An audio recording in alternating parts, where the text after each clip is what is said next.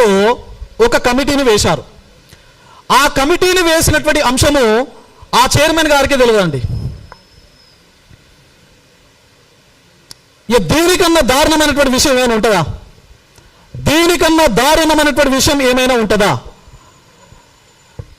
మా పిల్లలు వెళ్ళి బాలకిషన్ రెడ్డి గారు కలిసి సార్ మీరు ఈ కమిటీకి చైర్మన్, సిలబస్ పైన మీ ఆధ్వర్యంలో కమిటీ వేసిరంటే మరి నాకైతే ఏం అఫీషియల్ డాక్యుమెంట్ రాలేదంటాడు ఆయన. ఎటుపోతుంది అసలు? What is an administration? What is a governance? Government మాత్రమే ఈ రాష్ట్రంలో ఉంది. Government is there in the state, but there is no governance. Governance లేదు. కేవలం భౌతికంగా ప్రభుత్వం మాత్రమే ఈ రాష్ట్రం లోపల నడుస్తూ ఉన్నది. It is very shame. It is very shame. మరి సిలబస్ కమిటీ వేసి మరి ఇప్పుడు డాక్యుమెంట్ వచ్చిందో లేదో నాకు తెలియదు చైర్మన్ గారికి, కానీ మరి వేసి 1 year దాటిపోయింది కదా. మరి ఇప్పటి వరకు ఎన్ని మీటింగ్లు పెట్టారు? సిలబస్ కమిటీ పైన ఎన్ని సమీక్షలు చేశారు?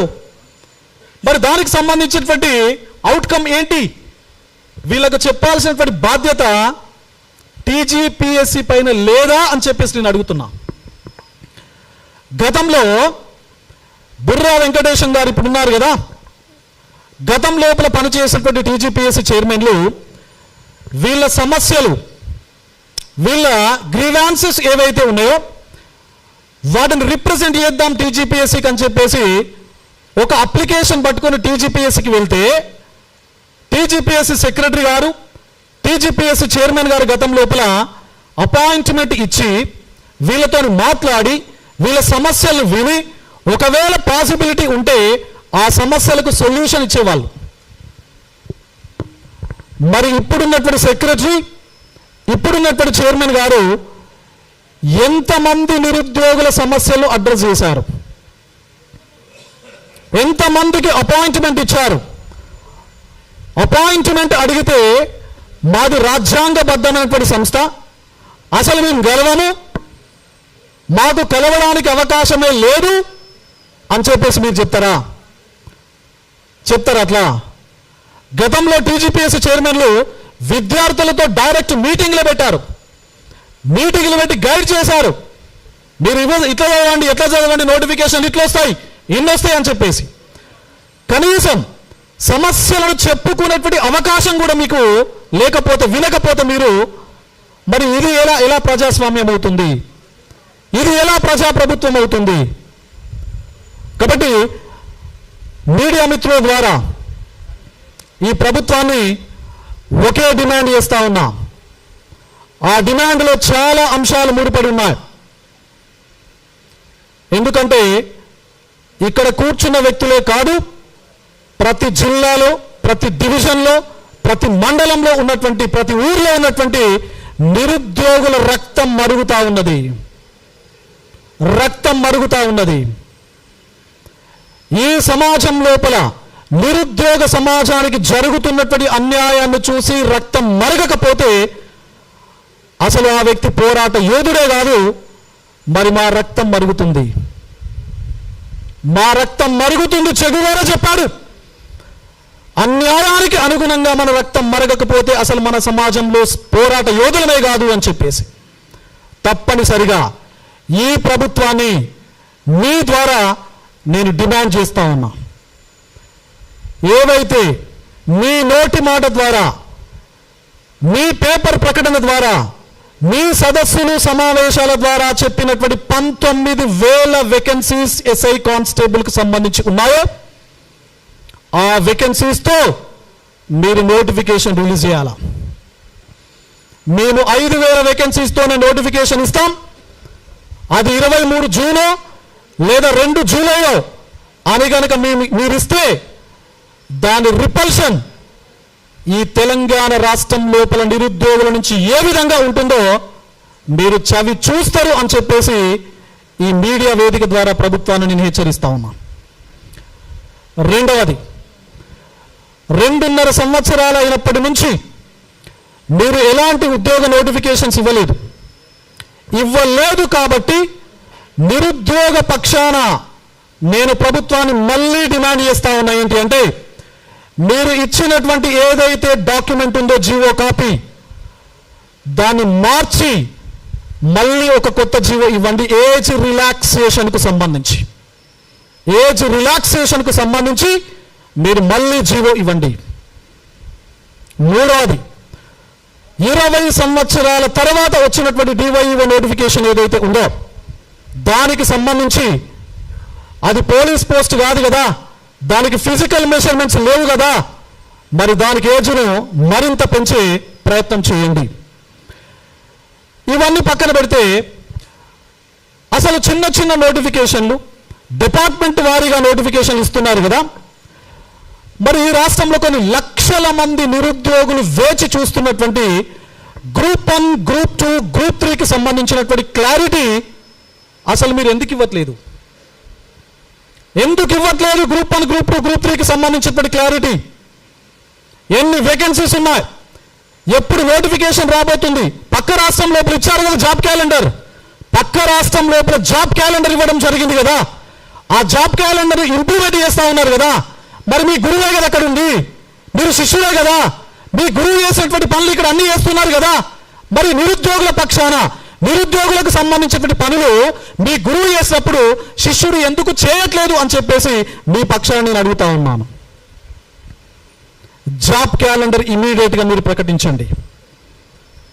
అందులో ఎన్ని గ్రూప్ 1, ఎన్ని గ్రూప్ 2 అండ్ ఎన్ని గ్రూప్ 3 ఉంటాయో మీరు చాలా క్రిస్టల్ క్లియర్గా తెలిపే ప్రయత్నం చేయండి. అండ్ ఫేర్గా ఎగ్జామ్స్ పెట్టండి.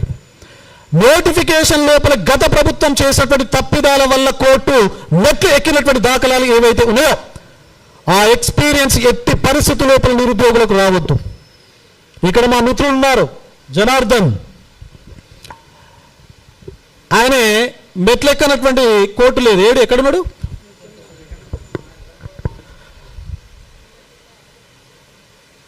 అంటే మీరు లొసుగులతో కూడినటువంటి నోటిఫికేషన్లు ఇచ్చి వీళ్ళని మానసికంగా వేధించి వీళ్ళని కోర్టులకు వెళ్ళేటట్టు చేసి సింగిల్ జడ్జి బెంచ్ వీళ్ళ యొక్క జెన్యూనిటీ చూసి సింగిల్ జడ్జి బెంచ్ ఒక పాజిటివ్ అవుట్కమ్ ఆర్ జడ్జిమెంట్ ఇచ్చిన తర్వాత మళ్ళీ డివిజన్ బెంచ్కు అప్లై చేసుకొని మీరు దాన్ని మార్చి కొన్ని లక్షల మంది నిరుద్యోగులకు అన్యాయం చేసేటువంటి కార్యకలాపాలు ఏవైతే మీరు గతం లోపల పాటించడం జరిగిందో వాటికి దయచేసి ఫుల్ స్టాప్ పెట్టండి. నిరుద్యోగులతో వీలైతే ఒక మీటింగ్ పెట్టండి మీడియా ద్వారా. ప్రభుత్వాన్ని ఇప్పుడు నేను రిక్వెస్ట్ చేస్తా ఉన్నా, ప్రతి సమస్యకు ఒక సొల్యూషన్ ఉంటుంది. త్రూ అ ప్రాపర్ కన్సెన్సస్ ఒక బాధిత వ్యక్తి యొక్క సమస్య ప్రభుత్వం లేదా ప్రజాప్రతినిధి ఎప్పుడైతే వింటాడో అప్పుడు దాని నుంచి ఒక పాజిటివ్ అవుట్కమ్ సొల్యూషన్ రూపం లోపల రావడానికి అవకాశం ఉంటుంది. మరి 2.5 ఏళ్ల నుంచి వీళ్ళ బాధలు, వీళ్ళందరూ అశోక్ నగర్, దిల్సుఖ్ నగర్, ఉస్మానియా యూనివర్సిటీగా చదువుకునేది, సెక్రటేరియట్ ఇక్కడనే కదా ఉన్నది, గట్టిగా కొడితే 2 కిలోమీటర్లు లేదు కదా. మరి 2.5 ఏళ్ల నుంచి ఈ 2 కిలోమీటర్ల దూరంలో ఉన్నటువంటి మీకు వీళ్ళ బాధలు వినపడట్లేదా? కొంచెం చెవులను విప్పారించండి, చెవులను బాగా పెద్ద చేసుకొని మీరు జాగ్రత్తగా వినే ప్రయత్నం చేయండి. ఒకసారి చర్చలకు పిలవండి, వీళ్ళ బాధలు వినండి, సొల్యూషన్ను ప్రకటించండి. ప్రభుత్వం చిత్తశుద్ధితో ఉన్నది అని చెప్పేసి ఒక నమ్మకాన్ని నిరుద్యోగ సమాజానికి ఇవ్వండి. లేదు, కాదు, కూడదు అని మీరు ఇదే విధంగా గనక నిరంకుశ ధోరణితో గనక ముందుకు వెళ్తే మేము చెప్తున్నాం 19,000 కాకుండా 5,000 వేకెన్సీస్తో గనక మీరు నోటిఫికేషన్ ఇస్తే, ఇది ఇప్పుడు మీరు ప్రెస్ మీట్లు ఇక్కడ హైదరాబాద్ లోపల మాత్రమే కనబడుతున్నాయి కదా, ప్రభుత్వానికి 5,000 వేకెన్సీస్తో నోటిఫికేషన్ వచ్చిన రోజు నుంచి తెలంగాణ రాష్ట్రంలో ఉన్నటువంటి 33 జిల్లా కేంద్రాలు, తెలంగాణ రాష్ట్రంలో ఉన్నటువంటి ప్రతి డివిజన్లో, ప్రతి మండల్లో, ప్రతి గ్రామంలో ఉన్నటువంటి నిరుద్యోగుల యొక్క గుండె చప్పుడులో తప్పనిసరిగా తెలంగాణ ప్రభుత్వానికి కనువిప్పు చేసే విధంగా ఒక కార్యాచరణ భవిష్యత్తు లోపల తప్పనిసరిగా మేమందరం కూర్చొని ప్రకటిస్తాం అని చెప్పేసి మీడియా ద్వారా ఈ ప్రభుత్వాన్ని డిమాండ్ చేస్తా ఉన్నాం. వినండి, దయచేసి వినండి, మాట్లాడండి. ఒక 15-20 నిమిషాలు టైం ఇవ్వండి. టైం ఇస్తే సొల్యూషన్ వస్తుంది కదా. అది మీకోసమే కదా, మీ మంచి కోసమే కదా. కాబట్టి నేను మళ్ళీ చెప్తా ఉన్నా, మీరు ఒక సరైనటువంటి నిర్ణయం కనుక తీసుకోకపోతే ప్రపంచవ్యాప్తంగా జంజీ ఉద్యమాలు మీరు చూస్తూ ఉన్నారు కదా. నేపాల్ లోపల ఏం జరిగిందో మీకు తెలుసు కదా, శ్రీలంక లోపల ఏం జరిగిందో మీకు తెలుసు కదా, బంగ్లాదేశ్ లోపల ఏం జరిగిందో మీకు తెలుసు కదా, మన దేశంలో ఏం జరుగుతుందో కూడా మీరు చూస్తున్నారు కదా.